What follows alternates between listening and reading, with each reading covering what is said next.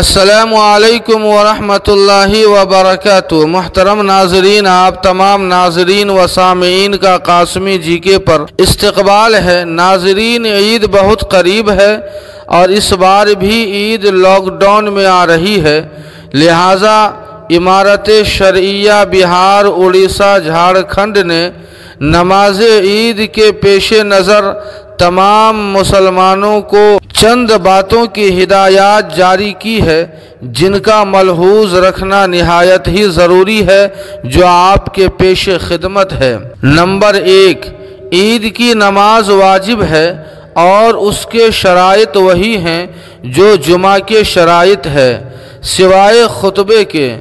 جمعہ کا خطبہ شرط ہے، جسے نماز جمعہ سے پہلے دیا جاتا ہے، اور عید کا خطبہ سنت ہے، جسے عید کی نماز کے بعد دیا جاتا ہے۔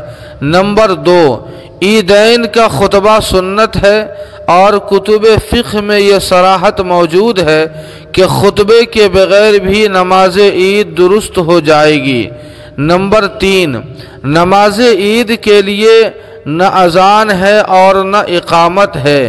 نمبر 4، جس طرح جمعہ کی جماعت کے لیے کم از کم امام کے علاوہ 3 افراد کا ہونا ضروری ہے، اسی طرح نماز عید کی جماعت کے لیے بھی امام کے علاوہ 3 افراد کا ہونا ضروری ہے۔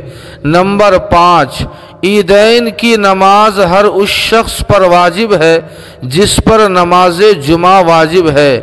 نمبر 6، کتب فقہ میں یہ مسئلہ بھی واضح طور پر لکھا ہے کہ ایک شہر میں متعدد جگہوں پر عید کی نماز ہو سکتی ہے، شرعاً جائز اور درست ہے۔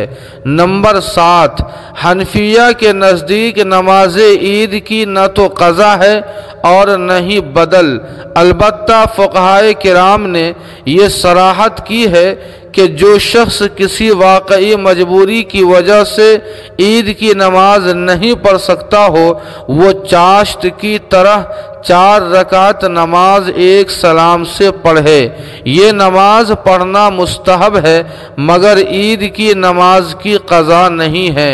چونکہ لاک ڈاؤن میں عید الفطر آ جائے گی، اس لیے ایسی صورت میں جن مقامات پر نماز عید ہوتی چلی آ رہی ہے، وہاں مساجد اور عیدگاہ میں طبی احتیاط اور حکومتی گائیڈ لائن کے مطابق نماز عید الفطر ادا کریں، اور بقیہ لوگ اپنے اپنے گھروں میں نماز عید ادا کریں۔ عید کی نماز کے لیے امام کے علاوہ 3 افراد کا ہونا ضروری ہے۔ اگر کسی جگہ ایسا شخص موجود ہو جو عید کی نماز پڑھا سکتا ہو لیکن خطبہ نہیں دے سکتا ہو، تو بغیر خطبے کے ہی عید کی نماز ادا کر لی جائے، نماز شرعاً درست ہوگی۔ نمبر 8، عید کے دن مصافحہ و معانقے کی کوئی شرعی حیثیت نہیں ہے، اس لیے اس سے پرہیز کریں اور عید کی ملاقات اور مبارکباد کے لیے ادھر ادھر جانے سے کلی اجتناب کرے۔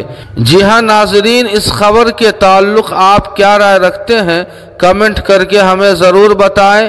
ویڈیو کو لائک کر دیں اور قاسمی جی کے کو سبسکرائب کرنا نہ بھولیں۔ والسلام علیکم ورحمۃ اللہ۔